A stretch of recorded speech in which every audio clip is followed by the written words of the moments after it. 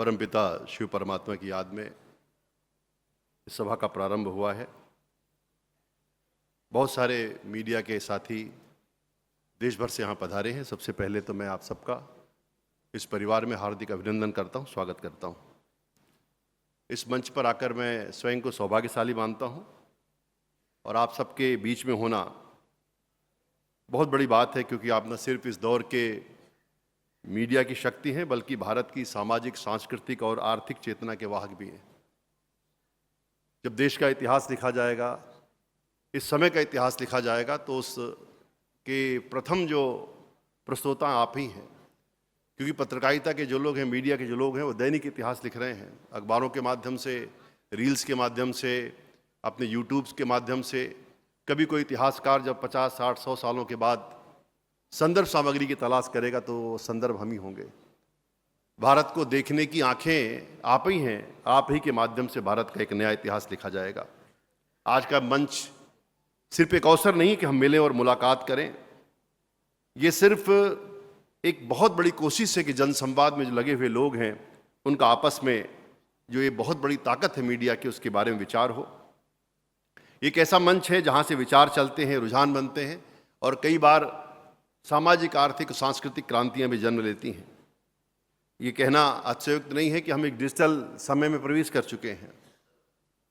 ये डिजिटल समय है जहां पर बहुत सारा कुछ रोज रचा जा रहा है। रोज लाखों करोड़ों चित्र खींचे जा रहे हैं, रोज लाखों करोड़ों वीडियोस बनाए जा रहे हैं। बड़ी संख्या में अखबारों में, सोशल मीडिया में लोग अपने वक्तव्य जारी कर रहे हैं। आज सामान्य व्यक्ति को भी अभिव्यक्ति का मंच मिला हुआ है और हर व्यक्ति कहीं ना कहीं क्रिएटर होने की संभावना से भरा पूरा है। और इस नाते एक अकेला जो मोबाइल फोन है उसने पूरे ब्रह्मांड को जोड़ने की शक्ति हमको दी है। पर ये जो पहुंच हमारी बनी है लोगों तक, वो एक बहुत बड़ी जिम्मेदारी भी है। जब लाखों करोड़ों लोग आपको फॉलो करते हैं, हम देखते हैं कि नौजवान हैं, यूट्यूबर्स हैं, उन्हें लाखों करोड़ लोग फॉलो करते हैं, तब आपकी जिम्मेदारी बहुत ज़्यादा बढ़ जाती है, क्योंकि आपकी हर बात, हर विचार, हर मजाक एक संदेश बन जाता है। ऐसे में बहुत ज़रूरी हो जाता है कि नकारात्मकता, फेक न्यूज़ और ट्रोलिंग की भीड़ में हम सच, संवेदनशीलता और सच्चाई के साथ खड़े हों। आपका कंटेंट सिर्फ वायरल नहीं होना चाहिए बल्कि मूल्यवान भी होना चाहिए, वैल्यू बेस्ड होना चाहिए। और मैं कहता हूं बार बार अपने मंचों से कि ये 3V का समय है, जिसमें वॉइस है, जहां बहुत सारी चीजें सुनी जा रही हैं। लोग शायद पढ़ ना रहे हों उतनी बड़ी संख्या में, पर लोग बड़ी संख्या में सुन रहे हैं, क्योंकि सुनने में सबसे बड़ी सुविधा है कि आपको टेक्स्ट का सहारा नहीं लेना पड़ता। आप उस भाषा को जानते नहीं जानते हैं, उस भाषा को पढ़ नहीं सकते, पर आप सुन जरूर सकते हैं।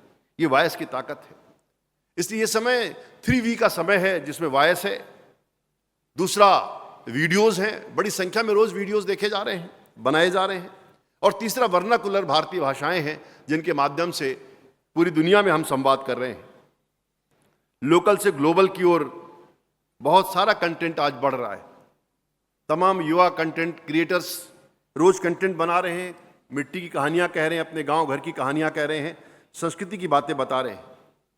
बहुत सारे लोकल नायक हैं जिनकी ग्लोबल पहुंच हुई है। और इस नाते ये हमें देखना पड़ेगा कि हम किस प्रकार का भारत बना रहे हैं, क्योंकि मेरा ये मानना है कि इन्फ्लुएंसर सिर्फ दर्शकों की संख्या नहीं है बल्कि उसकी सामाजिक जिम्मेदारी भी है। सोशल मीडिया हो, मीडिया हो, समाचार पत्र हो, ये सब एक जिम्मेदारी की जगह है। और आप एक लाउड स्पीकर हो सकते हैं। लाउड स्पीकर सत्य का भी हो सकता है, सच्चाई का भी हो सकता है, झूठ का भी हो सकता है। हम एक लाउड स्पीकर तो हैं, लेकिन ज्ञान के बिना ये जो लाउड स्पीकर है, ये गूंज करेगा, वो झूठ की गूंज करेगा, वो किसी काम की नहीं होगी। और इसलिए हमारी 4 चुनौतियां सबसे बड़ी इस वक्त हैं। पहली चुनौती है, एक विश्वसनीयता का संकट है, भरोसे का संकट है।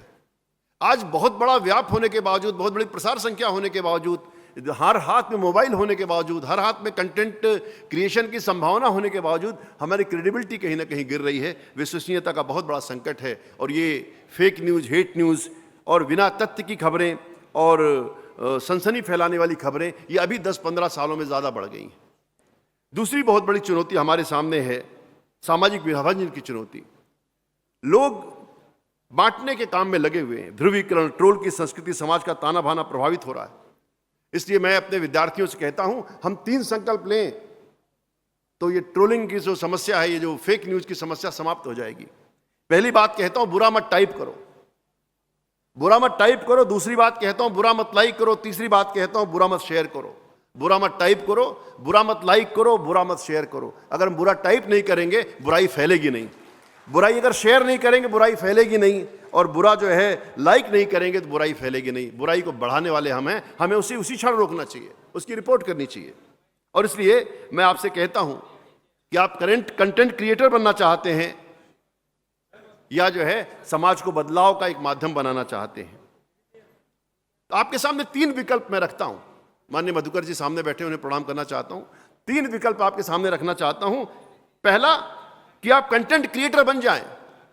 कंटेंट क्रिएटर जो है वो ट्रेंड को फॉलो करता है, जो चल रहा है उसमें शामिल हो जाता है। भीड़ चाल में चलता है, भेड़ चाल में चलता है, वो भीड़ में शामिल हो जाता है। दूसरा है कि आप कंटेंट लीडर बने। कंटेंट लीडर का काम होता है वो ट्रेंड को सेट करता है कि किस तरफ जमाना चलेगा, वो ट्रेंड सेट करता है, जो कंटेंट लीडर होता है। और तीसरा होता है, जो हम सब चाहते हैं कि आप इस सभा में बैठे हुए हर व्यक्ति बने, वो तीसरा है कंटेंट रिफॉर्मर। हमें कंटेंट रिफॉर्मर बनना है, जो समाज को दिशा देने का काम करता है, जिसके संवाद से समाज जुड़ता हुआ प्रतीत होता है, जिसके समाज से देश में एकता, सद्भाव और शांति की स्थापना होती है, वो कंटेंट रिफॉर्मर का काम है। तीनों विकल्प आपके सामने हैं। कंटेंट क्रिएटर बनना बहुत आसान है, कोई बन सकता है। कंटेंट लीडर बनना भी बहुत आसान है, पर कंटेंट रिफॉर्मर बनना थोड़ा साधना का काम है। और आपसे निवेदन करना चाहता हूं कि आप कंटेंट रिफॉर्मर बनिए और आगे बढ़िए। रचनात्मकता के 5 ही सूत्र हैं मित्रों।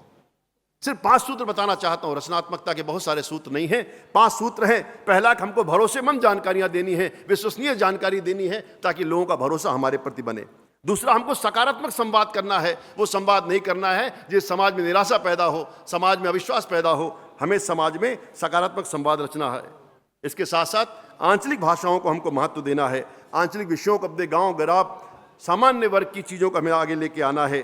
जनता के मुद्दों को स्वर देना है, चौथा मुद्दा है। और स्वस्थ हास्य और मानवीय परिवेश, स्वस्थ हास्य के माध्यम से हम बड़ी से बड़ी बात कह सकते हैं, उससे तनाव पैदा नहीं होता। और मुझे लगता है आज मीडिया में 2 तरह के लोग हैं, चाहे मीडिया जोड़िए चाहे सोशल मीडिया जोड़िए, उसमें 2 तरह के लोग हैं। एक वो लोग हैं जो बांटने का काम कर रहे हैं, और एक वो लोग हैं जो जोड़ने का काम कर रहे हैं, दिलों को जोड़ने का काम कर रहे हैं। और मुझे भरोसा है कि आप सब इस सभा में आए हैं, इस महत्वपूर्ण सभा में आप पधारे हैं, जरूर आप जोड़ने वाले लोग हैं, आप तोड़ने वाले लोग नहीं हैं। इसलिए आप यहां तक पहुंचे, नहीं तो पहुंचते नहीं। यहां पहुंचना आसान नहीं, साधारण नहीं है। और हम क्योंकि जोड़ने वाली पीढ़ी है, आपके पास सिर्फ कैमरा, रिंग लाइट या सिर्फ आपके पास कलम नहीं है, आपके पास समाज को रोशन करने की रोशनी है। यह विश्वास मैं आप सबको देख के करता हूं। और आप में बदलाव लाने की शक्ति है। आप वो पीढ़ी हैं जो बिना न्यूज रूम के भी पत्रकार हैं, आप वो हैं जो बिना स्टूडियो के भी कलाकार हैं, और आप वो हैं जो बिना मंच के विचारक हैं। क्योंकि आपके पास बहुत बड़ी शक्ति है अपने संदेश को लोगों तक पहुंचाने की। सोशल मीडिया ने आपको शक्ति दी है कि आपको स्टूडियो की आवश्यकता नहीं है, आपको कैमरा की है, वो आपके मोबाइल में है। आपको न्यूज़ रूम के बिना आप पत्रकार बन सकते हैं, आप स्टूडियो के बिना कलाकार बन सकते हैं, और बिना मंच के आप विचारक बन सकते हैं। आपके विचारों से दुनिया प्रभावित हो सकती है। ये शक्ति हमको नए डिजिटल मीडिया ने दी है, नए डिजिटल शक्ति ने दी है। मेरी शुभकामनाएं हैं कि आप सभी सामाजिक उत्तरदायित्व के साथ इस डिजिटल दुनिया को ज़्यादा बेहतर, ज़्यादा संवेदनशील और प्रेरणादायक बनाएं। और आज के इस मौके पर मेरी शुभकामनाएं। आप सब यहाँ पधारे हैं, आप सबका अभिनंदन, बहुत बहुत स्वागत, नमस्कार, ओम शांति।